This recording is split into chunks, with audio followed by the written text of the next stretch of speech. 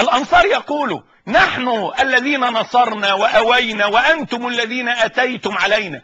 الكلام ده بيقولوا مين؟ بيقولوا بعض المخلصين، لكن اللي تولى كبره المنافقين، هم اللي تولوا كبر هذا الأمر. حتى يأتي عمر وأبو بكر وأبو عبيدة.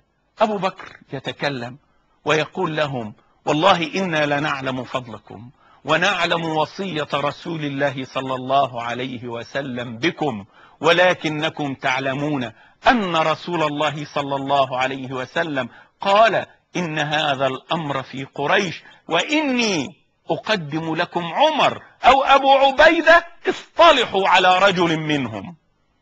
اصطلحوا على رجل منهم، اتفقوا على واحد منهم، اختار واحد، عمر أو أبو عبيدة.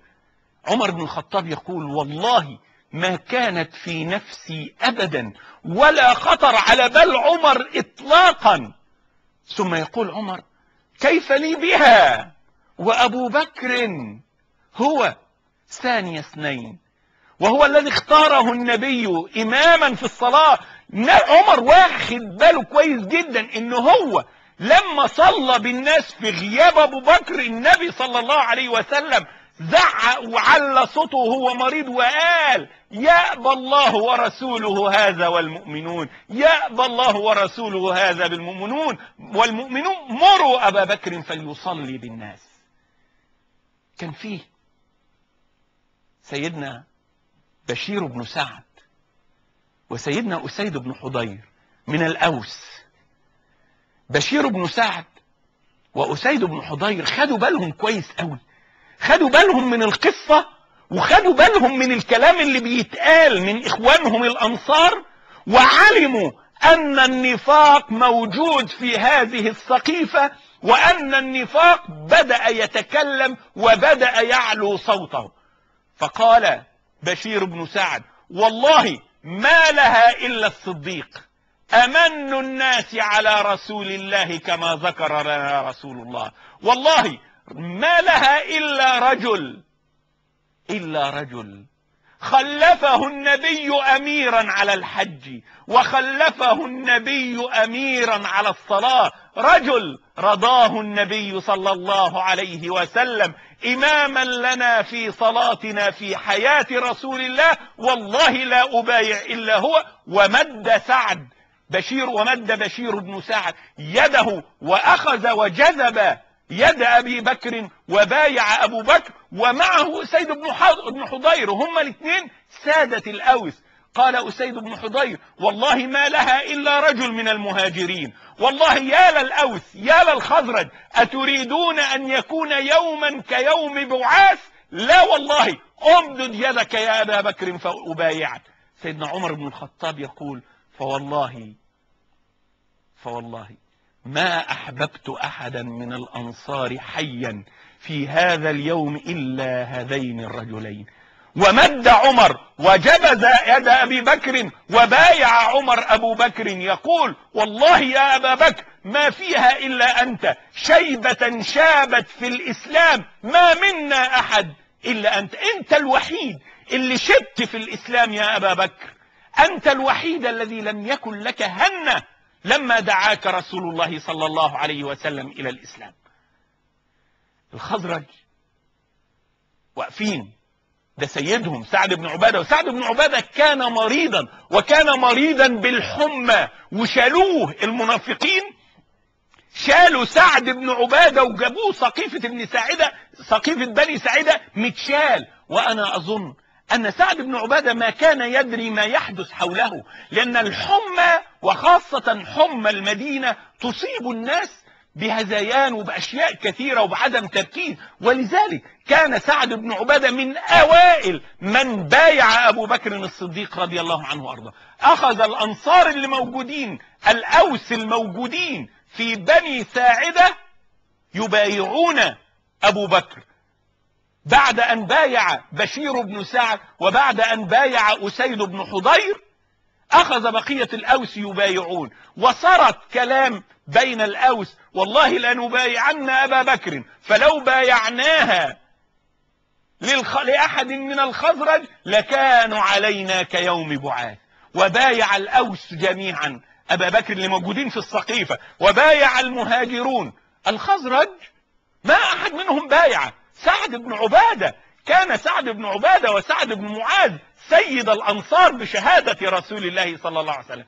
الخزرج واقفين مش قادرين يبايعوا سعد بن عبادة، يبايعوا أبو بكر وسعد بن عبادة موجود. فكان أول خزرجي مد يده إلى أبي بكر وبايع أبو بكر الصديق رضي الله عنه وأرضاه كان عبادة بن الصامت رضي الله عنه وأرضاه. عبادة بن الصامت، ولذلك يقول عثمان بن عفان رضي الله عنه وأرضاه: ما أحببت أحدا من الخزرج كحبي لعبادة بن الصامت، ما أراه إلا سل الله به سخيمة قلب المنافقين يوم السقيفة. قام عبادة بن الصامت وقال: يا للخزرج ما لكم تتقاعسون عن بيعة خليفة رسول الله، والله لا أكونن أول من بايع. وقام وانطلق إلى أبي بكر يبايعه سعد بن عبادة رضي الله عنه وأرضاه وهو مريض: سبقتني بها يا ابن الصامت، سبقتني بها أبا عبد الله، والله إني أبايع الصديق خليفة لرسول الله. وقام الخزرج يبايعون أبا بكر خليفة لرسول الله صلى الله عليه وسلم. أنا أقول، وهذه قصة السقيفة باختصار شديد، أقول أن هذه القصة وهذه الواقعة في هذا الزمان مظهر من مظاهر عزة الإسلام، من مظاهر زمان هذه العزة. كانت ستكون فتنة وحرب أهلية في المدينة المنورة. فاكرين غزوة بني المصطلق لما كادت أن تكون حربا أهلية بين الأوس والخزرج بين المهاجرين، لما قام عبد الله بن أبي بن سلول ويقول: والله ما مثلنا ومثل محمد إلا كالمثل القائل سمن كلبك يأكلك، لئن رجعنا إلى المدينة ليخرجن الأعز منها الأذل. وروينا هذه القصة وكيف كانت ستكون حربا أهلية. وهذا أول اختبار حقيقي للمسلمين، للرجالة اللي رباهم النبي صلى الله عليه وسلم. لسه النبي صلى الله عليه وسلم ما اتدفنش، وحرب أهلية بيقودها الطابور الخامس من المنافقين.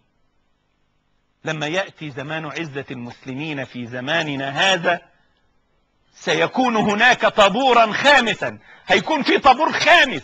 اللي عايش مننا واللي هيشهد هذا الموقف يتذكر الطابور خامس في سقيفة بني ساعدة. كل واحد فينا لما يحدث هذا الأمر يجب عليه أن يكون كبشير بن سعد أو أسيد بن حضير أو عبادة بن الصامت، هؤلاء الرجال الذين ملئوا إخلاصا وعزة ومجدا رباهم النبي صلى الله عليه وسلم.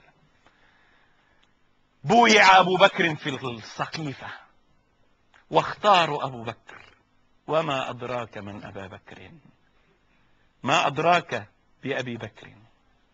أبو بكر صاحب رسول الله، هذا الرجل الذي يقول فيه عمر بن الخطاب والله، وهذه المقولة لعمر بن الخطاب: والله ما سبقنا أبو بكر بكثرة صلاة ولا صيام، ولكن سبقنا بشيء وقر في قلبه.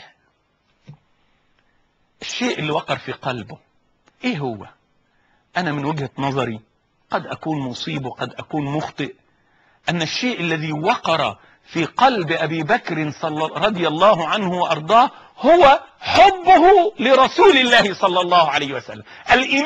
الإيمان لابد أن يتميز. ما أبو بكر مؤمن وعمر مؤمن، لكن إيمان أبو بكر متميز بعلاقته برسول الله صلى الله عليه وسلم. العلاقة بين أبو بكر وبين رسول الله صلى الله عليه وسلم علاقة هي التي جعلت أبو بكر عزيزا. محبة أبو بكر للنبي صلى الله عليه وسلم هي التي جعلت أبو بكر يحب الإسلام ويحب النبي ويحب الله عز وجل. أبو بكر علاقته بالنبي علاقة خاصة جدا جدا.